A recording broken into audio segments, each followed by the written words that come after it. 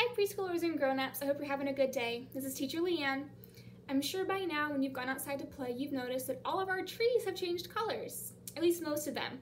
So their leaves have gone from being green to being brown and orange and red and yellow. Today our art project is going to be making one of the beautiful fall trees you might see outside.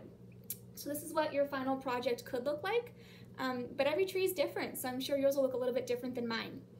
For this project, you're going to need one of the tree templates, or even grown-ups, if you were to draw a picture of a tree, that would work too. You'll need some paint. I chose red, yellow, and orange, but if you have brown, that would work, even green, so you have some of those spring and summertime leaves on the trees still. I know I see those outside as well. You'll need some Q-tips, one for each color that you use. This will be like your paintbrush, and a crayon to color in the trunk and branches of your tree. So this week in your education packet, you'll receive the tree template and Q-tips to go with each paint you have, and some new crayons, some thicker ones that might be easier for our preschoolers to use.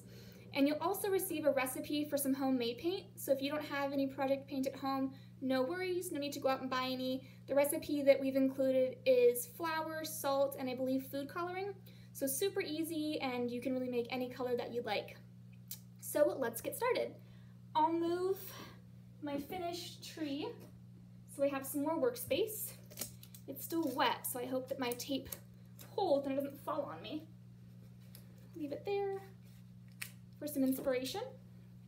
And I will hang up my new tree template.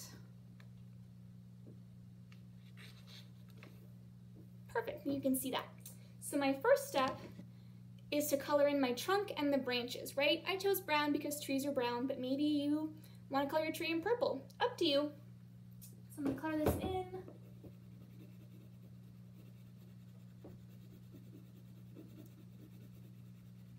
If you'd like, you can also leave this blank too. It's really up to the artist. I'm going to color mine in pretty quick with this brown crayon.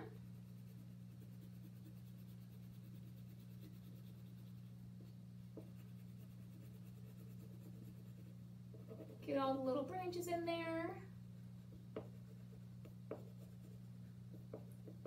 Perfect.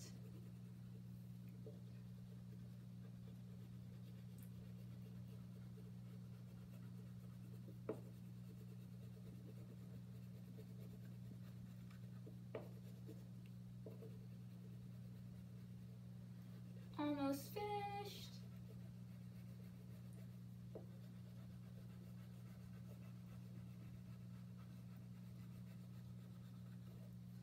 All right, I think I did a pretty good job coloring my trunk in. And I'm gonna add lots of leaves too, so it doesn't have to be exactly perfect. Next, I've already put my paint onto a little plate, but if you have bowls or anything the paint can kind of sit on, it might be easier to use. I'm gonna add one Q-tip to each color, and that will be my paintbrush for that color. As you can see, you don't really need much paint, it's just gonna be a quick dunk. I'll start with orange, quick dunk in the paint, and then I'm going to move it to my tree, and I'm going to add leaves wherever, or add paint wherever I might find a leaf. So let's see, I'll add one here and here.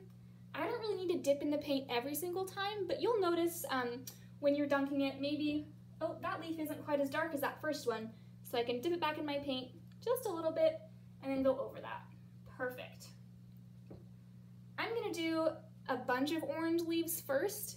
But if you want to go red, orange, yellow, and change every time, grabbing a new Q-tip each time, that's okay too. So I'll add just a handful of orange leaves. And if I look at the ground right now, I see lots of leaves on the ground too. So I'm going to add some leaves to the ground, dip into my orange again. There, there. And I also see some leaves in the sky when the wind blows. So I'll add some leaves there. And what I love about using Q-tips as paintbrushes is that every dunk on the paper is a little bit different, which is just like the leaves we have. So I'll rest my Q-tip back in the paint, and I'll go into yellow. So get my yellow Q-tip kind of nicely coated in that paint. And just like with the orange, I'm just gonna dunk on the paper where I might find some leaves. Let's See, that one's going to be in the air blowing around. I've got some on the ground, maybe some on the tree trunk. Add some more up here. Perfect. Some more there.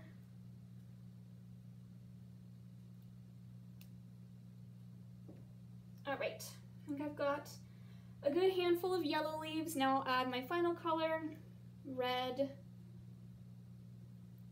Let's see. Dip again into my red. I noticed that last leaf that I did isn't quite as dark as I want it to be. So I'll add a little more paint. Good. I can't help but feel a little bit like Bob Ross as I do this, so I hope that the grown-ups aren't laughing too much at my painting, but even a bigger leaf or a smaller leaf or a smudge leaf still looks really good on this, I think. And it looks more like the leaves we actually see outside with all the differences. Okay, so I think I have a lot of red leaves now, and I'm happy with that. I'm gonna go back now and add some more orange. Let's see, I'll add some more here, add one there. And then I can go back to my yellow Q-tip and add some more there and there. And I might want to add more to the ground later too. Kind of just depends. So it's as easy as that. I like having these on the trees. I like having some kind of blowing in the wind. And I like to have mine pile at the bottom too. So again, if you don't have any craft paint, don't worry about it. I got a set, I think, of 12 at Michael's for like $6, not super expensive. But give that recipe we sent home a try. Again, just salt, flour, and food coloring. And try it out with this. I can't wait to see what your trees look like, preschoolers, and I hope that you have fun doing this. I will see you soon. Bye.